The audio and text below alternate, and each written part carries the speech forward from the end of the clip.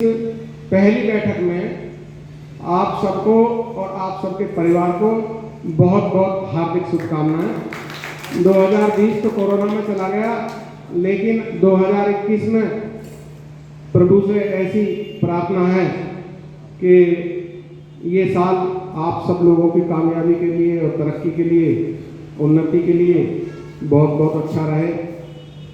और सबसे पहले आज जितने भी लोग पदाधिकारी बने हैं उन सबका बहुत बहुत हार्दिक स्वागत करते हुए, उनका अभिनंदन करते हुए, मिहिर सेना का कारवां आप सब लोगों की मेहनत से और प्रयास से दिन दुनिया और रात चौगुनी तरक्की कर रहा है। उसके लिए आप सभी लोग बधाई के पात्र हैं। खासकर हमारा सांस्कृतिक प्रकोष्ठ, ये सभी लोग जो है पूरे दिन से सुबह से आते हैं और मेहनत करते हैं। इनके लिए विशेष आभार और प्यार। और नए साल पे आप सभी लोग बहुत तरक्की करें। ये जो मासिक बैठक होती है, ये कायदे में समीक्षा बैठक होती है। तो इस समीक्षा बैठक में हम लोग ये बताते हैं कि आपको आगे के लिए क्या करना है, और आप लोग ये बताते हो कि आपने पिछले महीने में क्या क्या कार्य करे। आप लोगों ने जो कार्य किए वो आपने अपनी पूरी की पूरी समीक्षा रिपोर्ट यहाँ पर रखी। सभी लोग मेहनत कर रहे हैं। और इस नववर्ष में मेरा सभी से निवेदन है कि जो लोग जिनकी कमेटियाँ पूर्ण नहीं हो पाई हैं, वो सभी लोग अपनी कमेटियों को पूर्ण करेंगे और प्रत्येक ग्राम में जाके ग्राम अध्यक्ष भी बनाने का काम करेंगे आने वाले इस साल। और इसके साथ साथ जो 3 सूत्री प्रोग्राम पिछली 30 तारीख की मीटिंग में नोएडा बैठक में थे, वो सब जानते हैं। मैं दोबारा से बता रहा हूँ कि पार्टी 3 तरीके से काम करेगी गाँव में जाके। सबसे पहला काम है रोजगार का। जो हमारे इन जिलों में कारखाने लग रहे हैं, उन जिलों में जो सबसे ज़्यादा गाँवों में हम जा रहे हैं, शिकायत ये मिल रही है कि उन युवाओं को, जो यहाँ के युवा हैं, पढ़ने लिखने के बावजूद भी उन्हें वो लोग नौकरी नहीं दे रहे हैं लोकल होने के नाते। और वो लोग जब जनप्रतिनिधियों के पास जा रहे हैं तो जनप्रतिनिधि उनसे ये कह रहे हैं कि भाई 200 किलोमीटर दूर का आप अपना निवास प्रमाण पत्र बनवा लाओ तो इन कारखानों में आपको नौकरी मिल जाएगी। तो मेरा आप सब लोगों से ये निवेदन है कि अपने जितने भी गांवों में जा रहे हो, सारे युवाओं को ये अवगत कराओ कि आप लोगों के साथ में ये जाति हो रही है और यहाँ के कारखानों में आप लोगों को नौकरी मिलनी चाहिए। इसके लिए मिहिर सेना संघर्ष करेगी और प्रयास करेगी। और मिहिर सेना के साथ जुड़ के, और चाहे वो किसी भी जाति धर्म के हों, इससे मतलब नहीं है, जो यहाँ के लोकल क्षेत्रीय युवा हैं उनको नौकरी दिलाने की दिशा में जो भी संघर्ष हमें करना पड़ेगा, उस संघर्ष को हम करेंगे। इसके साथ साथ एक और मैं उद्योगपतियों को भी आश्वासन यहाँ देना चाह रहा हूँ, क्योंकि मुझे उस चीज का गहरा अनुभव है। वो लोग एक डर की वजह से नौकरी नहीं देते हैं कि जो लोकल आदमी होगा वो यहाँ का काम नहीं करेगा, और वो काम नहीं करेगा और आपके प्रोडक्शन में अवरोध पैदा करेगा किसी भी तरीके से परमानेंट होने के बाद में। तो मैं सरकार से भी ये निवेदन करता हूँ, और जब हम लोग इस क्षमता में होंगे तो मैं आप लोगों को ये बताना चाह रहा हूँ और उन उद्योगपतियों को ये आश्वासन देना चाहता हूँ कि एक ऐसी कमेटी जिसमें ग्रामीण और जो यहाँ के डीएम है वो मिलके ये उद्योगपतियों को एक कमेटी बना के ये आश्वासन देंगे कि उनके उद्योग में किसी तरह की दिक्कत उन्हें नहीं आएगी यहाँ के लोकल आदमी से। जब हम इस समस्या का समाधान कर देंगे तो मुझे ये मालूम है कि वो जो लोग हैं वो यहाँ के लोकल लोगों को काम पे रखना शुरू करेंगे। ये हमारी पीछे कमियां रही हैं, जिस वजह से ये काम तो यहाँ के जनप्रतिनिधियों का था कि वो ऐसी कमेटी बनाते कि उन उद्योगपतियों को ये विश्वास दिलाते कि यहाँ के लोकल बच्चे जो काम करेंगे, वो लोकल बच्चे आपको ज्यादा काम करके देंगे, ज्यादा अच्छा काम करके देंगे, और हम उनके किसी भी चीज के लिए, जैसे अभिभावक जिम्मेदार होता है अपने बच्चे के कार्य के लिए, हम उसके लिए जिम्मेदार रहेंगे। ये बात इन जनप्रतिनिधियों ने उन उद्योगपतियों से नहीं कही है, लिहाजा उन्होंने एक सीधा सा फार्मूला कर दिया है कि 200 किलोमीटर दूर का जो बच्चा होगा हम उसे अपने यहाँ नौकरी देंगे। तो ज्यादा बात को लंबी ना करते हुए आपकी समझ में आ गई, हम ये संघर्ष करेंगे और हम इस माध्यम से उद्योगपतियों को भी आश्वस्त करेंगे कि वो हमारे बच्चों को यहाँ नौकरी दें और उनकी भी कोई समस्या नहीं है। इस बात को लेके आप सब लोग गांव में जाएंगे। दूसरा हमारा एक बहुत, जो पहला ये हो गया रोजगार का, दूसरा हमारा मुद्दा है जो किसानों की जमीनें ले ली गई हैं, उनकी आबादी की समस्याएं, उनके बसने की समस्याएं, उनके रहने की समस्याएं, जिस तरह की उनके गांवों के विकास की समस्या है, उनके खरंजे नाली की समस्या है, जिस तरह की जो कोई भी समस्या होगी उस समस्या के लिए मिहिर सेना संघर्ष करेगी। अथॉरिटियों के साथ में उनसे सहयोग लेकर और अपनी बात समझाकर प्रत्येक गांव में विकास कार्य कराया जाएगा और किसानों की समस्याओं को दूर किया जाएगा। सब लोगों को इस बात के लिए बताओ और उन्हें मिहिर सेना के साथ में जोड़ो, क्योंकि ये मासिक बैठक है हमारी और आप सब लोगों को ये काम उनसे जाकर करना है। और तीसरे नंबर पे आता है शिक्षा का काम। शिक्षा में हो ये रहा है कि जो नोएडा में, गाजियाबाद में जो बहुत अच्छे अच्छे स्कूल हैं, वो अच्छे अच्छे स्कूल जो है हमारे यहाँ के बच्चों को ले रहे हैं और जो लोग बाहर से हैं दूसरे बच्चे उनको ले रहे हैं। उसमें गरीब बच्चों का भी कोटा होता है, उन गरीब बच्चों के कोटे का फुलफिल नहीं कर रहे हैं। शिक्षण संस्थानों में जो दिक्कतें आ रही हैं यहाँ के युवाओं को पढ़ने में, बच्चों को पढ़ने में, उसके लिए भी मिहिर सेना संघर्ष करेगी और उन सब लोगों की शिक्षा के लिए बात करके और उन्हें आगे से शिक्षा के लिए पूरा काम करेंगे। 3 मुद्दों के आधार पर आप लोगों को गांव में जाके ये बात करनी, ठीक है।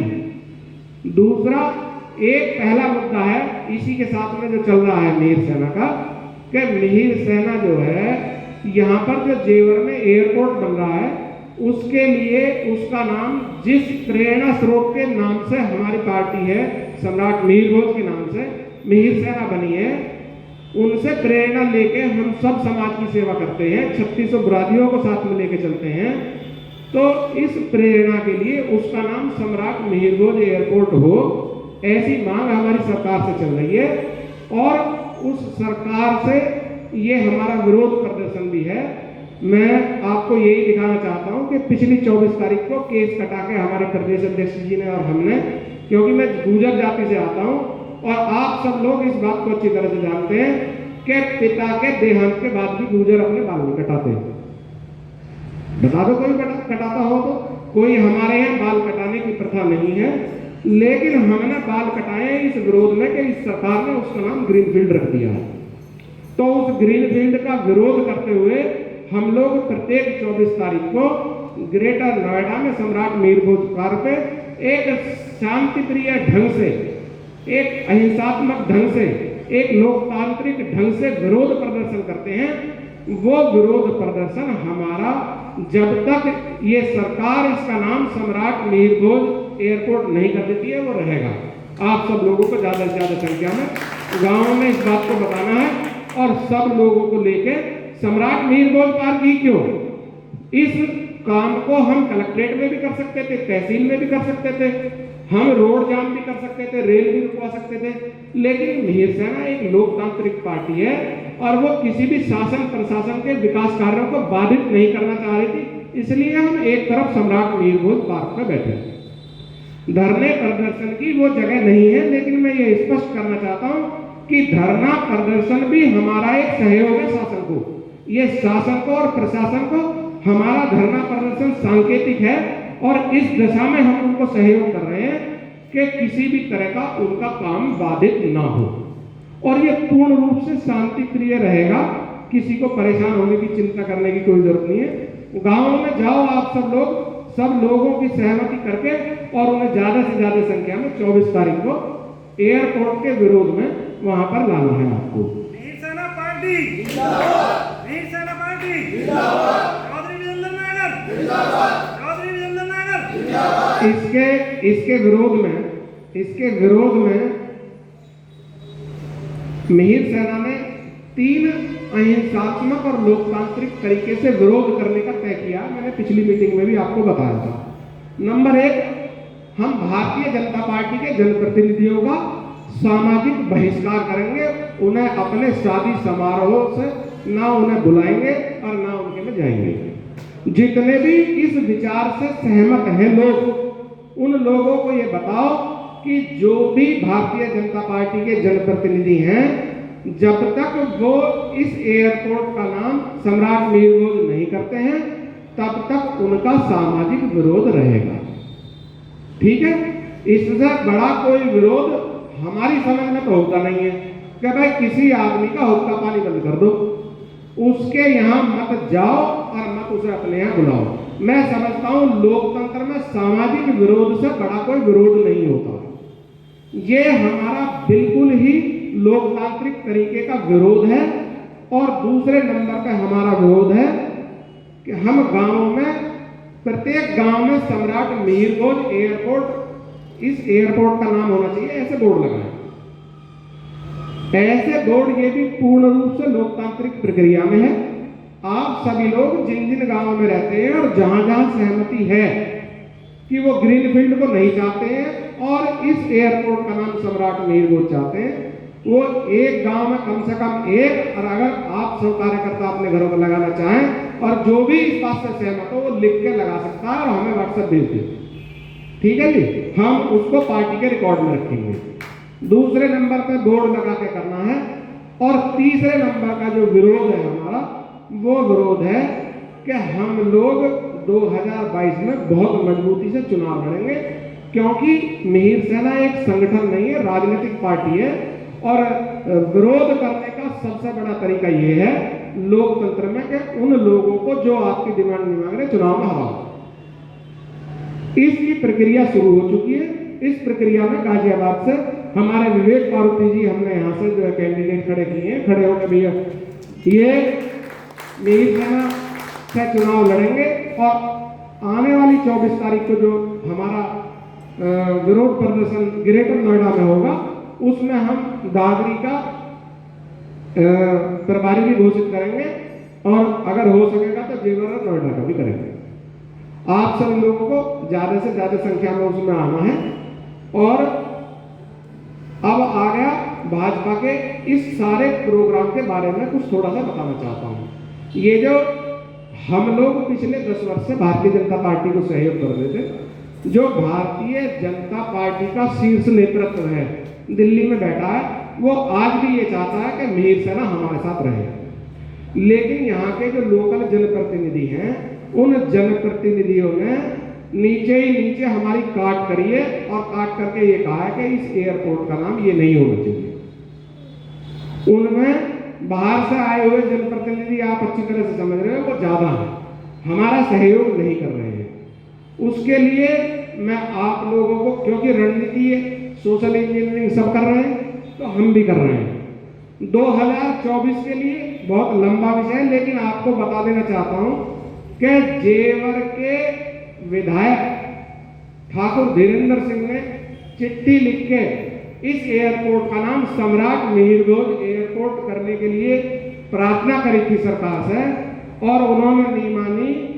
इसलिए उनसे खुश होते हुए और उनकी जाति से भी विशेष तौर पर खुश होते हुए हम ये चाहते हैं कि आने वाले 2024 के चुनाव में 3 लाख ठाकुर मतदाता है और 3.5 लाख गुर्जर मतदाता है। हम गौतम बुद्ध नगर की लोकसभा सीट पर किसी ठाकुर धीरेन्द्र सिंह जैसे सक्षम आदमी को लोकसभा का मिहिर सेना चुनाव लड़ाएगी और इस लोकसभा के चुनाव में पूरी ताकत झोंकी जाएगी। और 24 में जो यहाँ के प्रतिनिधि हमारी बात नहीं सुन रहे हैं, उनको सत्ता से बेदखल करने का काम मिहिर सेना करेंगे। ये घोषणा आज इस नए साल में 3 साल पहले ही कर दी है कि यहाँ से हम किसी मजबूत ठाकुर को चुनाव लड़ाने वाले हैं। मिहिर सेना इस तरीके से अपना प्रतिशोध और विरोध जाहिर कर रही है। दूसरे नंबर पर गाजियाबाद में भी हम लोग जबरदस्त विरोध कर रहे हैं और गाजियाबाद में भी 3.5 लाख गुर्जर मतदाता इस लोकसभा सीट पर होते हुए भी और यहाँ पर 3 लाख वैश्य मतदाता है, जिस वैश्य मतदाता को पिछले 25-30 वर्षों से यहाँ लोकसभा का सम्मान नहीं मिला है। सिर्फ एक आदमी ने, हमारे गांव के सुरेंद्र प्रकाश गोयल जी ने गुर्जर और वैश्य का समीकरण बना के यह जीत हासिल करी थी। मैं उसी समीकरण को दोहराते हुए आने वाले 2024 में वैश्य समाज के बड़े परिवार से किसी आदमी को गाजियाबाद लोकसभा से चुनाव लड़ाएगी वीर सेना और उसे चुनाव जिताने का काम करेगी। ये हमारा प्रतिशोध है कि हम गाजियाबाद से, और वैश्य समाज के लिए सम्मानजनक बातें हैं हमारे लिए कि वो सारे लोग भी हमारे साथ रहते हैं और उन्हें भी यहाँ न्याय नहीं मिला है। वो लोग भी यहाँ सत्ता पे और एमपी की सीट में नहीं काबिज हो पाए हैं। और मेरा सभी लोगों से, आप सभी लोगों से मासिक बैठक में वैश्य समाज के पास जाइए गाजियाबाद में ज़्यादा से ज़्यादा, और उनमें से ढूंढ निकालिए। ढूंढ निकालने के लिए एक क्लू भी आपको दे रहा हूं मैं कि गाजियाबाद में पिछले 50 वर्ष से चौधरी मोड़ एक जगह है जो छबिलदास खानदान से, उनका नाम चौधरी मोड़ है, उसका नाम इस बीजेपी ने बदल के कुछ और कर दिया था।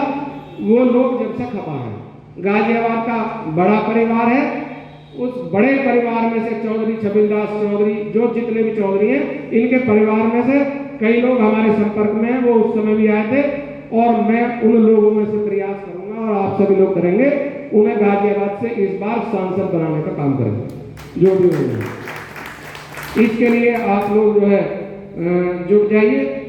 एक और बात मैं आपको बता देना चाह रहा हूं कि भारतीय जनता पार्टी के जनप्रतिनिधियों के अंदर एक ब्यूरोक्रेसी एटीट्यूड है। ब्यूरोक्रेसी क्या होती है? ये जो अधिकारी होते हैं, ये अधिकारी क्या होते हैं कि ये यूं कहते हैं कि भाई कोई आदमी अपने काम के लिए गया तो ये कहते हैं अब ये नियम में नहीं है, और किसी को कहते हैं ये नियम में है। यही वाले एटीट्यूड को खत्म करने के लिए बाबा साहब डॉक्टर भीमराव अंबेडकर जो संविधान निर्माता, उन्होंने यहाँ पर जनप्रतिनिधि बनाए थे। और वो जनप्रतिनिधि इसलिए बनाए थे कि वो लोगों की भावनाओं को समझें कि वो लोग क्या चाहते हैं और उसको शासन से उनके काम कराएं। लेकिन ये जो हमारे जनप्रतिनिधि भारतीय जनता पार्टी के हैं, ये अपने आप में ब्यूरोक्रेट हो गए। ये जनभावनाओं को तो समझ नहीं रहे कि संविधान में ताकत किस लिए दी गई है आपको। और वो लोग क्या काम कर रहे हैं? वो लोग आप जनप्रतिनिधि के पास एप्लीकेशन लेके जाओ, यहाँ के वहां के, कोई कहेंगे नहीं ये नियम में नहीं है, ये नहीं हो सकता। मैं एक बात आपको इस मंच के माध्यम से बताना चाहता हूं कि इस हिंदुस्तान के अंदर ना तो नियम से कोई नेता बना और ना नियम से कोई उद्योगपति बना। अडानी और अंबानी को भी अपॉर्चुनिटी दी थी किसी ने नियम से हटके, उसके बाद में वो बने। और मैं ये कहना चाहता हूं कि इस देश के अब से पहले जो प्रधानमंत्री और मुख्यमंत्री हुए हैं, उनको भी किसी ने अपने संपक्ष में वहां पर अपॉर्चुनिटी दी थी नियम को तोड़ के। उसके बाद वो उस सीट पर बैठे और आगे आने वाले भी उसी सीट पर बैठेंगे। हमारे गांव का ग्रामीण परेशान होता है, उसे भारतीय जनता पार्टी के प्रतिनिधि भूल गए, उसे नियम की दुहाई देके वापस भेज देते हैं। इसका विरोध गांव में जाके करो। ये ब्यूरोक्रेट्स हैं, जनप्रतिनिधि नहीं है। आपकी समझ में आ रही है मेरी बात? जिनकी बात ऐसी हो गई है, कोई आदमी उनकी बात सुनने को तैयार नहीं है। इन लोगों के आप मुख्यमंत्री और प्रधानमंत्री से मिल सकते हो, पर गाजियाबाद के जनप्रतिनिधि और नोएडा के जनप्रतिनिधि हाथ नहीं आएंगे आपके, क्योंकि वो लोग अपने आप में गरीब आदमी के लेवल में नहीं है। क्यों समाजवादी, कांग्रेस और बसपा पार्टियां आती हैं? क्योंकि उनके नेता जनता के बीच में जाकर खाना खाते हैं, उनके साथ बैठकर रोटी खाते हैं, उनके दुख सुख में जाते हैं। अब मैं आपको बता देना चाहता हूं भारतीय जनता पार्टी के जनप्रतिनिधि क्या कर रहे हैं। मोदी और योगी जो कार्य कर रहे हैं, उन्हीं को अपने फेसबुक पेज पर डालकर हवाई लूट रहे हैं, खुद कुछ नहीं कर रहे। उनका खुद का कोई काम अगर मुझे बता दे कि ये क्या काम कर रहे हैं, बस हाँ एक चीज करते हैं, उनके पास लोग जाते हैं, घिरे रहते हैं अपने दरबारों में कि तुझे मैं फलाना पद दिला दूंगा, इसकी टॉफी दे जा। एक ही पद की टॉफी 20-20 आदमियों का है, तुझे मैं फलानी चीज बना दूंगा, एक ही पद की टॉफी 20-20 आदमियों का है। इस काम को कर रहे हैं, अपनी वाहवाही कर रहे हैं और ब्याह बरातर में खा रहे हैं। ये काम न कर रहे, ये तो काम कर रहे हैं नरेंद्र मोदी और योगी जी। उनके कामों का ये जनप्रतिनिधि बैठे मौज कर रहे हैं। 2 आदमियों से देश और प्रदेश नहीं चलेगा, मैं ये कहना चाह रहा हूँ। ये बात इसलिए कह रहा हूँ, मैं किसी की शिकायत नहीं कर रहा, हमारे लिए अच्छा कर रहे हैं। इस बात को गाँव में जाकर बताओ, लोगों को जागरूक करो, उन्हें बताओ कि ये जनप्रतिनिधि नहीं चुने हैं आपने, ये चुन लिए ब्यूरोक्रेट। ये तो IAS PCS होने चाहिए, ये तो नियम के बिना चलते ही ना। अरे भैया, गांव के आदमी के नाली भरनियों के काम है, तो बिना नियम के चाहिए उसे। वो आपसे क्या मांग रहा है? एक बच्चे की नौकरी मांगता है, अपने बच्चे का एडमिशन कर, नहीं सीट फुल हो गई, एडमिशन नहीं हो सकता। अभी आप तो MLA हो, MP हो, करवा दो। नहीं, मैं 3 की कह सकता था कैबिनेट में। अरे तुम 3 की कह सकते थे, तुम इसीलिए बनाए थे बाबा साहब डॉक्टर भीमराव अम्बेडकर ने। और गरीब आदमी के जो मूल अधिकार है, उनका शिक्षा का अधिकार है, उनका चिकित्सा का अधिकार है, उनका विकास का अधिकार है, उनके गांव में नाली भरने का अधिकार है, उस अधिकार का पालन नहीं करने का व्यक्ति नहीं हो सकते हैं। बहिष्कार करो ऐसे लोगों का, जाके बताओ गांव में इनकी ब्यूरोक्रेसी की नीति का। और मेरी सेना इस बात का खंडन करती है, ये अपने आप को सुधारें, अन्य तो 22 से 24 से खो देंगे हम। किसी एक मजबूत दीवार के अंदर अगर एक ईंट निकल जाए तो क्या होता है? वो दीवार कमजोर हो जाती है और उसके बाद क्या होता है? वो दीवार टूट जाती है। मैंने तो आपको 2 ईंट बता दी, एक गाजियाबाद की MP सीट और एक नोएडा की MP सीट, 2 ईंट निकाल दो 2024 में, ये सरकार कमजोर हो जाएगी, ये सरकार कमजोर हो जाएगी। अरे 3.5, 4 लाख वोट लिए बैठे हैं हम, और हम इतने आसामी हैं। अभी सूरजपुर थाने में सिर्फ गूंजे समझ के बच्चों को पीटा गया है, और किसी MP MLA ने जाकर आज तक उनकी बात नहीं पूछी। सारा विपक्ष खड़ा होकर वहां चिल्ला रहा है, रात भर बच्चों को पकड़ के मारा, निर्दोष बच्चों को पकड़ के मारा। किसी ने सुनी? तुम्हारा MP सुन रहा है? ये बहरा MP है, ये बहरे MLA हैं जो बच्चों को पीट रहे। नहीं, युवा बच्चों को लगा देंगे, गैंगस्टर एक्ट लगा देते, और जनप्रतिनिधियों के पास जाओगे तो नहीं, ऊपर से आदेश आया। ये तो कमी होगी तुम्हारे। अरे कहां चले गए वो नेता, जो नेता लोगों के साथ खड़े हो गए अपनी ही सरकार की ईंट से ईंट बजा देते थे? आज तोड़ा पड़ गया इस देश में ऐसे लोगों का कि जो नेता अपनी सत्ता और सरकार के खिलाफ अपने गरीब आदमी को इंसाफ नहीं दिला सकते। बहिष्कार करो ऐसी सरकार और ऐसे लोगों का। आप लोगों को कितनी बातें कहूं मैं, बहुत लंबी बात हो जाएगी, पर मैं ये कहना चाहता हूं, ऐसे ब्यूरोक्रेट जनप्रतिनिधियों का शादी ब्याह में बुलाना बंद कर दो, कार्ड देने बंद कर दो, उनके समारोह में जाना बंद कर दो।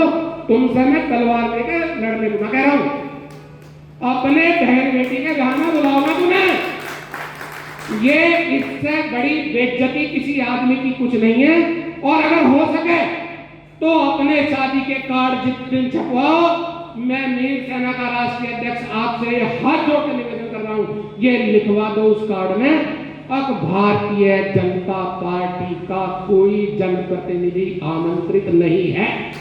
2 लाइन, 1 लाइन लिखवा दो, भारतीय जनता पार्टी का जनप्रतिनिधि आमंत्रित नहीं। कोई बड़ी बात कह रहा हूं मैं, किसी की लड़ाई करने जा रहा हूं। इससे बड़ा लोकतंत्र, अगर आप अपने रिश्तेदार दोस्तों के कार्ड में अब कई शादी ब्याह किसी की हो और उसमें यूं लिखवा दो, इनकी बुद्धि ठिकाने आ जाएगी और लोकतांत्रिक तरीके से विरोध जारी रहेगा। आप सब लोग सम्राट मिहिर भोज के वंशजों, क्षत्रिय हो, खड़े हो जाओ इस बात के लिए कि हमें विरोध करना है तो डटना है, और डट के इन लोगों को अपना, इनकी जो औकात है वो औकात दिखानी है इस आने वाले 22 के चुनाव में और आने वाले 24 के चुनाव में। और सब लोग तैयार हो जाओ इन्हीं सब बातों के साथ। लास्ट में एक बार फिर नए साल की आप सब लोगों को शुभकामनाएं देते हुए मैं अपनी वाणी को विराम देता हूं। जय हिंद।